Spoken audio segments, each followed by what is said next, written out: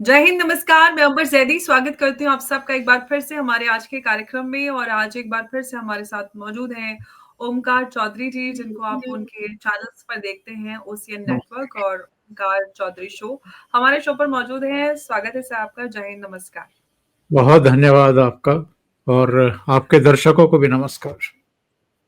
नमस्कार। ओमकार जी, वैसे आप भारत की राजनीति पर तो बहुत ज़्यादा गहन विश्लेषण आपका काफ़ी पॉपुलर है।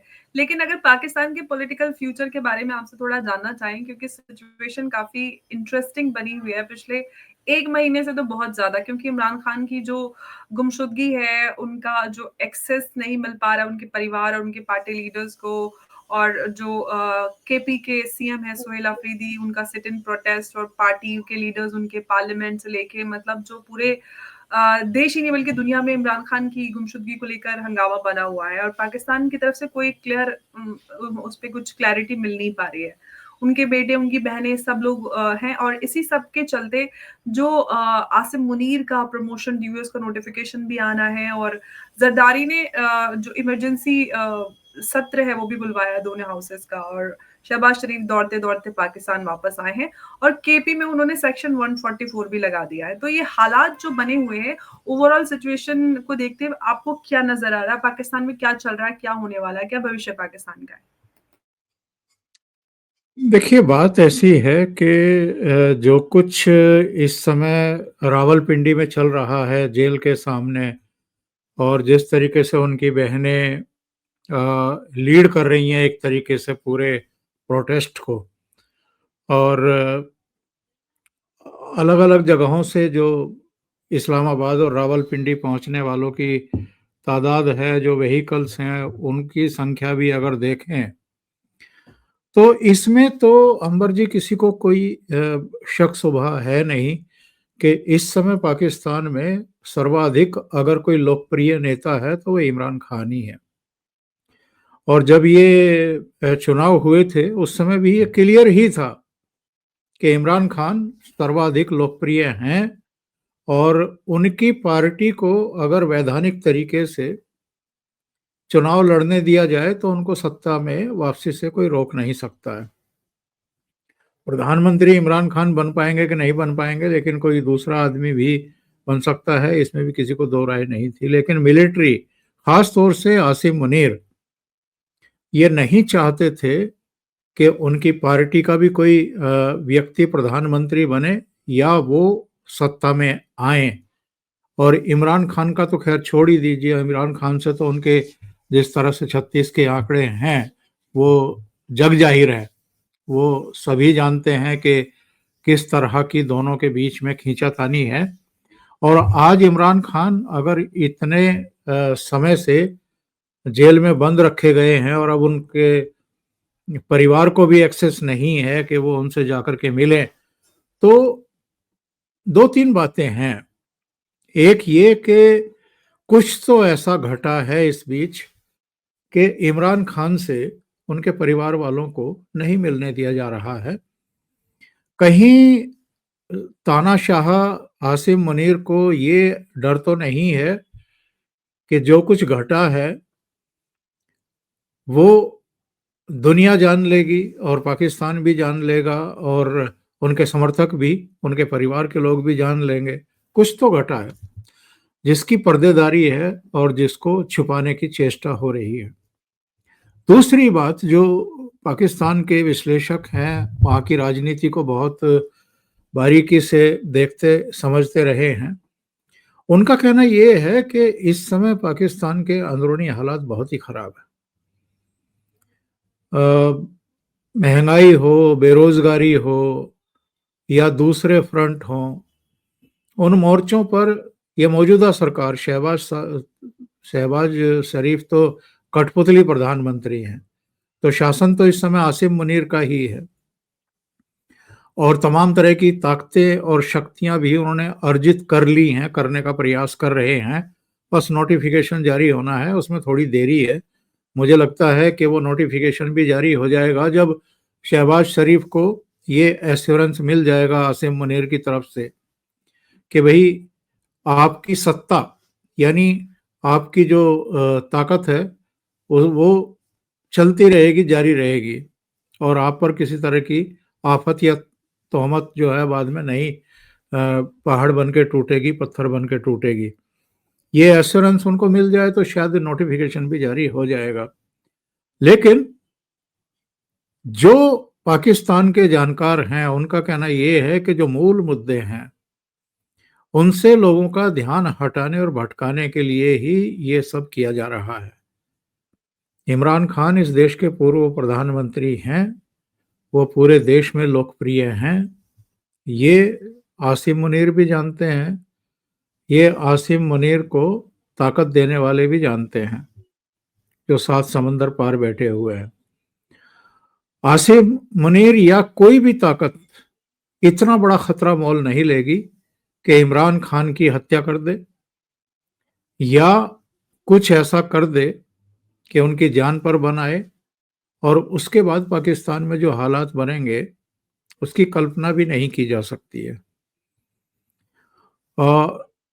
इसलिए लगता ज़्यादा ये है कि जो मूल समस्याएं हैं पाकिस्तान की, और केवल गरीबी, भूखमरी या लोगों की जो आकांक्षाएं हैं, जो महंगाई है, जो अराजकता है, जो मिसरूल है, केवल वही मुद्दे नहीं हैं।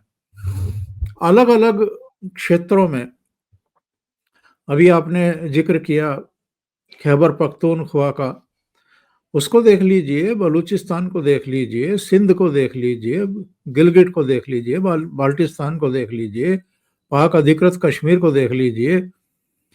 पाकिस्तान के पंजाब सूबे को छोड़कर के बाकी कहीं भी शांति है नहीं। कुछ ना कुछ लगातार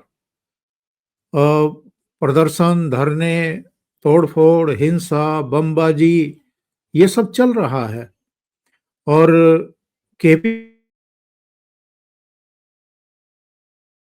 पिछले कुछ अरसे में सेना के ऊपर हुए हैं, सुरक्षा बलों के ऊपर हुए हैं, और उधर टीटीपी से लेकर के और तमाम जितनी भी ताकतें हैं वो जिस तरीके से सक्रिय हुई हैं, जिस तरह का एक संघर्ष जमीन पर देखने को मिल रहा है, तो ये जो एक्चुअल में दुश्वारियां हैं, ये जो परेशानियां हैं इनके सामने आसिम मुनीर के, ये कोई छोटी मोटी परेशानियां नहीं हैं। एक नेशन के तौर पर पाकिस्तान कभी इमर्ज हुआ है कि नहीं हुआ है, इसी को लेकर के बहस होती रही है। बहुत सारे लोगों का मानना है कि एक राष्ट्र के रूप में तो वो कभी सामने उभर करके आया ही नहीं। जिस तरीके से हमारे यहाँ देखने को मिलता है, किसी एक स्टेट में कोई प्राकृतिक आपदा आ जाए या कोई हादसा पेश आ जाए तो दूसरे राज्य उसकी मदद के लिए खड़े हो जाते हैं, या केंद्र की सरकार तुरंत जो है जो भी टीमें हैं उनको रवाना करके और वहाँ राहत कार्यों को अंजाम देती हैं। हमारी भारत सरकार तो खैर केवल अपने भीतर ही जो प्राकृतिक आपदाएं आती हैं उनसे नहीं निपटती है, दूसरे देशों में भी, टर्की से लेकर के नेपाल तक और श्रीलंका से लेकर के मालदीव्स तक, हर जगह जहाँ भी जब जरूरत पड़ती है तो हमारे मदद के हाथ वहाँ तक पहुँच जाते हैं। हम पाकिस्तान को भी ऑफर कर चुके हैं कई मौक़ों पर। ये अलग बात है कि उनकी अना जो है वो इतनी ज़्यादा हाई लेवल पर है जिसका कोई हिसाब किताब ही नहीं है। तो वहाँ पर इस समय जो भी सिचुएशंस चल रही हैं, ये एक ऐसे मोड़ पर आकर के, ऐसे कगार पर आकर के खड़ी हो गई हैं कि यहाँ से कुछ भी हो सकता है। और मुझे समझ में नहीं आ रहा है कि इतना तनाव होने के बावजूद, इतना अविश्वास होने के बावजूद आसिम मुनीर इस जिद पर क्यों अड़े हुए हैं, या इस पूरे प्रकरण को इतना रहस्य के पर्दों पर क्यों वो जो है ढांपे हुए हैं, क्यों इसको एक रहस्य बना करके रखे हुए हैं। अगर इमरान खान को कुछ नहीं हुआ है तो उनकी बहनों को मिलने दीजिए ना, बाकी को आप एक्सेस मत दीजिए, पर उनके जो उनके परिवार के लोग हैं उनको मिलने का मौका दे दीजिए। लेकिन ये सब नहीं हो रहा है तो फिर शंका के बीज पैदा होते हैं। तो कहने को तो हम पता नहीं कब से कहते आ रहे हैं कि सिविल वॉर की सिचुएशंस पाकिस्तान में है, लेकिन अब लग रहा है। और इस समय पाकिस्तान एक्चुअल में केवल अंदरूनी समस्याओं से और इस तरह के जितने कर्मकांड इस समय रचे जा रहे हैं आसिम मुनीर के द्वारा, उन्हीं से दो चार नहीं हो रहा है अंबर जी। एक नई तरह की चुनौती का सामना भी इस समय पाकिस्तान कर रहा है। अपनी भारत की तैयारियां हैं, वो तैयारियां कब जमीन पर उतरेंगी, कब एक्शन होगा, कह नहीं सकते। शायद पुतिन साहब के नई दिल्ली से वापसी के बाद हो, तुरंत बाद हो। पश्चिमी सीमा पर भी जो इस समय चुनौतियां हैं वो बहुत गहरी हैं, बहुत घनी हैं। जब तालिबान ने वहां कब्जा किया था, उस समय तो जश्न मनाए जा रहे थे पाकिस्तान में, और इनको लगता था कि अमेरिका जिस तरीके से सारा अत्याधुनिक साजो सामान, अस्त्र शस्त्र छोड़ करके अफगानिस्तान में भागा है, तो वो सब काम आएंगे अब कश्मीर पर कब्जा करने के। लेकिन आज तालिबान का सुर ही बदला हुआ है। तालिबान पूरी तरीके से, अगर हम पाकिस्तानी जर्नलिस्ट की भाषा में कहें, तो वो तो भारत के सुर में सुर मिला रहा है। और पाकिस्तान आज बिल्कुल चौड़े में खड़ा हुआ है, उसकी समझ में नहीं आ रहा है कि क्या किया जाए। लेकिन जो भी स्थितियां परिस्थितियां हैं, इन्हीं के कृत्यों की वजह से हैं, इन्हीं के कारनामों की वजह से। जी। ओमकार जी, अभी जो अफ़गानिस्तान वासी जो था रहमानुल्लाह लगनवाल, जिसने व्हाइट हाउस के बाहर नेशनल गार्ड्स को निशाना बनाया शूटिंग में, कैश पटेल का स्टेटमेंट आया, उसमें उन्होंने बताया कि ये जो पार्टनर फोर्सेस हैं उनके साथ इसका लिंक नज़र आया है। यानी कि इशारा पाकिस्तान की तरफ था, और जो कि ज़बीहुल्लाह मुजाहिद जो तालिबान स्पोक्स पर्सन, उन्होंने भी इस बात को किया था कि इसका हमसे कोई लेना-देना नहीं है, ये आईएसआई द्वारा ट्रेंड था और इस्लामाबाद से अमेरिका गया। तो कैश पटेल जिस तरह से इशारा कर रहे हैं, तो क्या इसके बाद से पाकिस्तान और यूएस के बीच में जो एकदम लव अफेयर चल रहा था, उसमें कोई दरार आएगी? देखिए, ओसामा बिन लादेन कहाँ से बरामद हुए थे? वो तो एबटाबाद में कैंट एरिया में महफूज थे, अपनी दो तीन बीवियों के साथ, बच्चों के साथ आराम से जिंदगी जी रहे थे। तो बिना पाकिस्तानी इस्टेब्लिशमेंट की जानकारी के या बिना संरक्षण के वो वहां नहीं रह सकते थे, नहीं हो सकते थे। तो एक छोटी घटना हुई है, ठीक है, व्हाइट हाउस के बाहर हुई है, और एक लेडी ऑफिसर की जान चली गई है। लेकिन पाकिस्तान के इन कारनामों और पाकिस्तान जिस तरह के तत्वों को संरक्षण और ट्रेंड करता रहा, ट्रेनिंग देता रहा, पालता पोसता रहा, उससे क्या अमेरिका अमेरिका अपरिचित है? बल्कि हकीकत तो ये है, जो अलग अलग समय पर वो पता नहीं बिलावल भुट्टो आज कहाँ है, किस दशा दिशा में है। कोई नाम लेवा पानी देवा है नहीं, पिछले कई महीनों से गायब है। और बहुत सारे मीडिया हाउसेस और उनके छोटे पर्दे वो बड़े लाचार से हो गए हैं बिना उनका चेहरा दिखाए हुए। तो बिलावल भुट्टो ने भी, और अतीत में इमरान खान ने भी, और इनके डिफेंस मिनिस्टर ने भी, ख्वाजा ने भी, इन सब ने ये स्वीकार किया है कि सोवियत संघ के खिलाफ इस्तेमाल करने के लिए जो आतंकवादी हैं वो तो अमेरिका के फंडिंग करने पर ही पाकिस्तानी सेना ने तैयार किए थे, उनको ट्रेंड किया था, उनको ट्रेनिंग दी थी। तो ये किसी से छिपा है क्या? तो एक बार हिलेरी क्लिंटन ने कहा था ना, शायद 2011 में पाकिस्तान के दौरे पर आई थी, उन्होंने कहा था कि आप सांप पालोगे तो ये आप ही को डसेंगे। पर ये सांप पालने का के लिए उनको दूध पिलाने के लिए फंड किसने किया था? अमेरिका ने किया था, और तब तो सोवियत संघ को डसने के लिए तैयार करवाया था। तो उसके बाद अगर कोई अफगानी नागरिक, और जो अभी तक की जो जांच पड़ताल में चीजें सामने आई हैं वो ये है कि जिसने फायरिंग की है अफगानी नागरिक ने, ये जो अमेरिकन ट्रूप्स अफगानिस्तान में लड़ रहे थे उनके साथ भी रहे हैं, ये अफगानी सेना का हिस्सा भी रहे हैं, जी, यूएस फोर्सेस आईएसआई के के साथ काम करते हैं। काम कर चुके हैं, 2021 से अमेरिका में हैं। अपने बीवी बच्चों के साथ अमेरिका में रहते हैं। तो ये तो जांच का विषय है कि ये उसने किया है या करवाया गया है, और करवाया गया है तो फिर इसके पीछे की नीति और रणनीति और कुटिल नीति क्या है, ये भी जांच का विषय है। लेकिन बहुत सारी चीजें अमेरिका में इस समय हो रही हैं, और फिर वो रहस्य के पर्दे के पीछे गर्द कर दी जाती हैं, दबा दी जाती हैं, छुपा दी जाती हैं। चार्ली किर्क जो अमेरिकी राष्ट्रपति के क्लोज थे बहुत, जिनको राष्ट्रवादी कह करके प्रचारित प्रसारित किया जाता था, और वो किस तरह के राष्ट्रवादी थे ये भी अब सबके सामने आ चुका है। तो उनकी जो हत्या हुई थी, और एक रॉबिन्सन 48 घंटे के भीतर ही गिरफ्तार हुआ था उसकी हत्या के आरोप में, उस रॉबिन्सन के बारे में आज कोई नहीं जानता है, या उसका क्या किया है, क्या हुआ है, क्या किन धाराओं में मामला चल रहा है, नहीं चल रहा है, क्या है। और बहुत सारी चीजें हैं वहां पर, बहुत गड्ढ-मड्ढ है कुछ। डीप स्टेट अलग, सीआईए अलग, ये सब अपने अपने खेल करते रहते हैं, करवाते रहते हैं। क्यों करवाते इनफैक्ट हैं ये? एफबीआई में भी इतना बड़ा डिपार्टमेंट है, अलग अलग कौन से कहाँ पे क्या चल रहा है किसको खबर भी नहीं होती है, कौन क्या अच्छा, कर रहा है। पेंटागन क्या कर रहा है और यूएस स्टेट क्या कर रहा है, इसमें भी बड़े अंतर विरोध देखने को मिलते हैं। ट्रेड डील को लेकर के जिस तरह की बयानबाजी नवारो से लेकर के बेसेंट और तमाम दूसरे लोग वहां पर भारत के खिलाफ करते आए, लेकिन पेंटागन क्या कर रहा था? वो हमारे साथ डिफेंस डील की तैयारी कर रहा था। तो अमेरिका में वो हमारे यहाँ तो दो मुँहे सांप कभी कभी देखने को मिलते हैं, वहाँ कई मुँहे हैं, और वो कब क्या कर रहे होते हैं किसी को पता भी नहीं चलता है।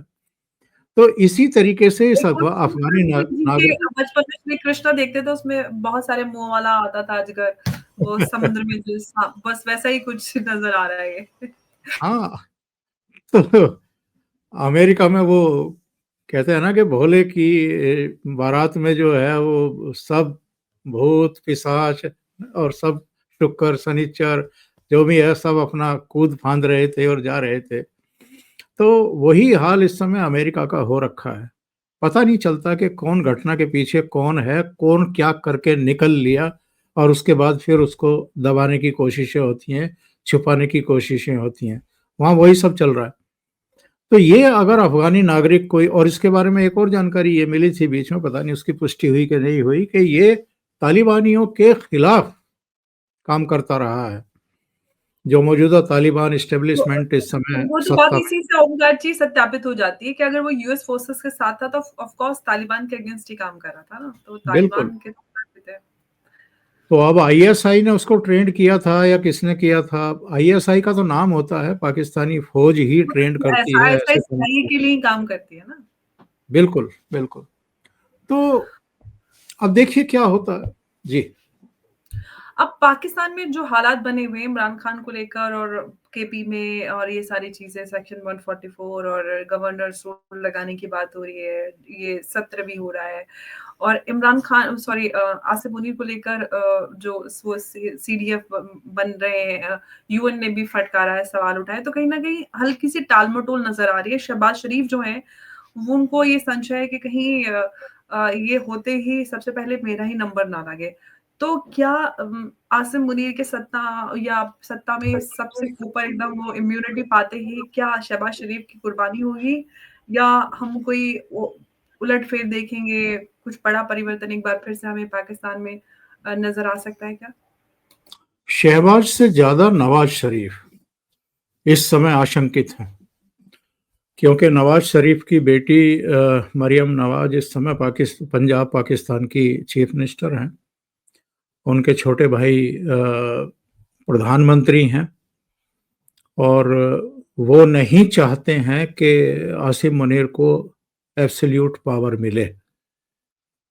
मतलब इनको, इनके पास राष्ट्रपति के पास जो अब तक परमाणु एसेट्स का बटन था वो भी इनके हाथ में आ जाए, इनको जिंदगी भर की इम्यूनिटी मिल जाए कि कोई भी आरोप इन पर लगे तो कोई मुकदमा इन पर ना होने पाए।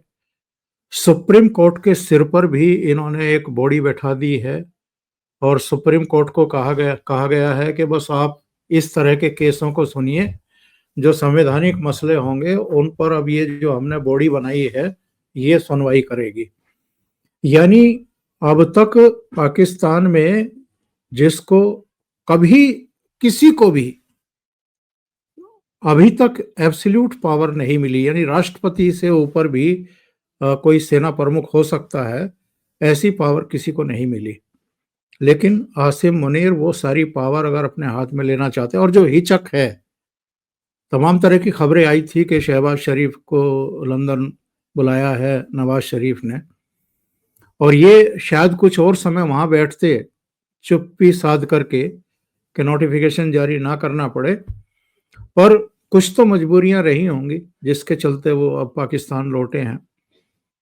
कहीं ना कहीं से कुछ ना कुछ तो कहा गया है, वॉशिंगटन से क्या कुछ निर्देश मिले, व्हाइट हाउस से कुछ निर्देश मिले, और अगर इस तरह का पिशाच खड़ा करना चाहता है वॉशिंगटन या व्हाइट हाउस, तो उसके पीछे उसका मकसद क्या है, हेतु क्या है, ये भी ये समझ में सबसे नहीं, बड़ा सवाल है, बहुत बड़ा ये सवाल है ये, कि आखिर ये भी करना क्या समझ में चाहते हैं। नहीं आ रहा है कि ये ऐसा क्यों किया जा रहा है।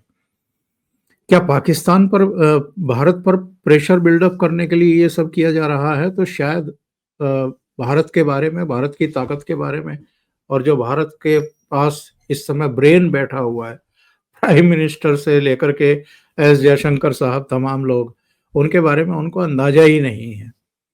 और जो मैंने अभी जिसका इशारा किया था कि भारत की तैयारी पक्की है, मुकम्मल है, न केवल पश्चिमी सीमा पर बल्कि पूर्वी सीमा पर भी। इस समय जिसको चिकन नेक कह कर के मोहम्मद यूनुस बीजिंग में कुछ कुछ कह कर के आए थे चीन के कान में कि हम आपको एयरफील्ड दे देंगे, हम ये कर देंगे, हम वो कर देंगे, और उसके बाद जिस तरीके से मिर्जा से लेकर के कई जर्नल्स की ढाका की विजिट हुई हैं, तो उसको लेकर के भारत ऐसा नहीं है कि वो शुतुरमुर्ग की तरह गर्दन नीची करके और टांगों के बीच में दिए चुपचाप बैठा हुआ है। भारत ने 3 रणनीतिक और सामरिक क्षेत्रों में, जो चिकन नेक से बहुत दूर नहीं है, वहां पर सेनाएं तैनात कर दी हैं। अपनी रणनीतिक अप्रोच को बहुत मजबूत सुदृढ़ कर दिया है। किसी भी समय, किसी भी समय अगर जरूरत पड़े तो 24 घंटे का काम है ढाका को उल्टा टांगने के लिए। 24 घंटे में ये काम भारत की सेनाएं कर देंगी, बस उसको आदेश मिलने की देर है। और जो आसिम मुनीर ने कहा था कि नहीं, हम ईस्ट फ्रंट से इस बार भारत को सबक सिखाएंगे या भारत पर अटैक करेंगे, तो जिस तरीके से ढाका के दौरे करवाए गए हैं, किए गए हैं, और जिस तरह उनके दूसरी जगहों पर भी उनके मूवमेंट देखने को मिले, और कुछ अमेरिकन ट्रूप्स भी वहां देखे गए थे, तो उसको लेकर के भारत बिल्कुल भी ये नहीं है कि वो उसकी उपेक्षा कर रहा है, बल्कि भारत ने जिस तरीके से ट्रेड डील पर और 50% टैरिफ से उबरने के लिए प्रयास किए हैं, उपाय किए हैं, रास्ते खोजे हैं, उसी तरीके से भारत दो तरफा, बल्कि मैं कहूँगा 3 तरफा युद्ध के लिए तैयारी कर रहा है, और तैयार है उसके लिए। हमारे डिफेंस मिनिस्टर के आप बयान देख लीजिए, हमारे प्रधानमंत्री के देख लीजिए, हमारे सेना प्रमुख, हमारे सीडीएस के बयान देख लीजिए, तो हम एक ही युद्ध में, वो 2 तरफा हो 3 तरफा हो, हम अपने पड़ोसियों की कमर तोड़ने के लिए तैयार हैं इस बार। और इस बार शायद उठ नहीं पाएगा। पिछली बार तो घुटनों पर आया था पाकिस्तान, इस बार उठ नहीं पाएगा, खड़ा नहीं हो पाएगा। ये हाल इस बार पाकिस्तान का होगा। तो ये संकेत संदेश दिए भी गए हैं, लेकिन जो दुम टेढ़ी होती है वो कभी सीधी होती नहीं है, तो ये भारत को भी पता है। जी, बिल्कुल, आप सही कह रहे हैं कि दुम कितनी वर्ष भी रखो पाइप में, लेकिन वो बाद में निकालो तो टेढ़ी निकलती है। वही हाल पाकिस्तान का। लेकिन हम रिपोर्ट्स जो मिल रही हैं कि भारत जो है 2 फ्रंट से रेडी है, और हमने देखा भी ईस्ट और वेस्टर्न दोनों ही फ्रंट पर एक्सरसाइज़ेज़ हमने देखी। पूर्वी प्रचंड प्रहार हो, त्रिशूल हो, प्रचंड और पूरे ही हमने देश में इनफैक्ट मॉक ड्रिल तो सारी जिस तरह की तैयारियां देखी हैं, राजनाथ सिंह जी का बयान देखें, उन्होंने सारी इन तैयारियों के बारे में बताया। प्रधानमंत्री मोदी हैं, वो लगातार आईजीज और डीजीपी सबके साथ मीटिंग्स कर रहे हैं, जिस सबसे संकेत मिल रहे हैं कि भारत तैयार है। क्या पाकिस्तान इस खतरे को भांप रहा है और कहीं ना कहीं इसीलिए वहां पर उथल पुथल मची हुई है और चीजें डाइवर्ट करने की कोशिश कर रहा है? नूर खान एयरबेस पर कुछ विमान चीन के भी उतरे हैं, टर्की के भी उतरे हैं, कुछ साजो सामान अमेरिका से भी आया है। तो शांति से तो वो भी नहीं बैठे हैं, तैयारी तो वहां भी हो रही है। अब उसमें क्या आया होगा? कुछ ड्रोन्स व्रोन्स आए होंगे, कुछ इस तरह के साजो सामान आए होंगे जिनके बारे में प्रधानमंत्री नरेंद्र मोदी ने कहा था कि हमारा एयर डिफेंस सिस्टम इतना मजबूत है कि उसको हवा में ही तिनकों की तरह हमने बिखेर दिया था। तो इस बार भी हमारी तैयारी पूरी है, और पर तैयारी इस बार पाकिस्तानी केवल जर्नलिस्ट अहमद नूरानी, उन्होंने भी इस बार उनका एक मैंने क्लिप देखा, उसमें उन्होंने एक्सपोज किया, एक्सेप्ट किया कि ऑपरेशन सिंदूर में भारत ने पूरी तरह से पाकिस्तान की हार लगाई और S-400 ने चिड़िया का पर भी नहीं मारने दिया। तो अब तो हाँ, पाकिस्तान की तरफ से पूरी ये सारी चीजें एक्सेप्ट की जा रही हैं। हमारे जो वेस्टर्न कमांड के कमांडर हैं कटियार साहब, उनका बयान आया था अभी पिछले हफ्ते, और उन्होंने कहा था कि शायद पाकिस्तान तब मानेगा कि वो हारा है जब उसके बड़े भूभाग पर हम कब्जा कर लेंगे। और इस बार जो पूरे वेस्टर्न एरिया में जो अभ्यास हुआ है, इसमें एक अभ्यास ये भी था, क्योंकि जो अभी 4 दिन का ये युद्ध समझ लीजिए, झड़प समझ लीजिए, कार्रवाई समझ लीजिए, ये तो केवल ब्रह्मोस से या जो हमारे विमान थे उनके जरिए हुई है। जमीन पर लड़ाई तो मुझे लगता है कि 71 के बाद हुई नहीं। करगिल में समझ लीजिए, करगिल में भी जमीन की लड़ाई थी, जिसमें हमारे 527 सैनिक और अधिकारी मारे गए थे, शहीद हुए थे। तो इस बार जमीन की लड़ाई के लिए भी अभ्यास हुआ है। इसका सीधा सा मतलब ये, और जो राजनाथ सिंह साहब का बयान था कि आज सिंध पाकिस्तान में है, कल क्या पता कि भारत का हिस्सा हो। तो केवल सिंध नहीं आएगा अंबर जी, सिंध के साथ बलूचिस्तान भी आएगा। और उसके बाद क्या स्थिति बनेगी, क्योंकि गिलगिट बाल्टिस्तान पीओके ये सब भी पाकिस्तान का हिस्सा नहीं रह जाएंगे। और इस बार ये बातें कहने की नहीं होती हैं, प्रचारित करने की नहीं होती हैं, लेकिन जो सिग्नल्स मिल रहे हैं, सेना अपने पैरों पर खड़े होने के लायक बचेगी नहीं पाकिस्तान की। इस बार रावलपिंडी का जो इनका हेडक्वार्टर है और जहां जहां इनके कमांड हैं, उनको भी निशान, पिछली बार एहतियात बरते गए थे। हमारे सेना प्रमुख द्विवेदी साहब ने कहा था कि पिछली बार हमने कुछ एहतियात बरते थे, इस बार एहतियात नहीं बरतेंगे। इस बार इनको किसी लायक छोड़ेंगे ही नहीं। पिछली बार तो इनके रडार, इनका एयर डिफेंस सिस्टम वो सब अंधे कर दिए थे, इनको पता ही नहीं चल रहा था कि भारत का कौन सा लड़ाकू विमान कहाँ उड़ रहा है, कौन सी मिसाइल कहाँ आ रही है, कहाँ के लिए जा रही है। इस बार पूरी तरीके से नेस्तनाबूद होगा।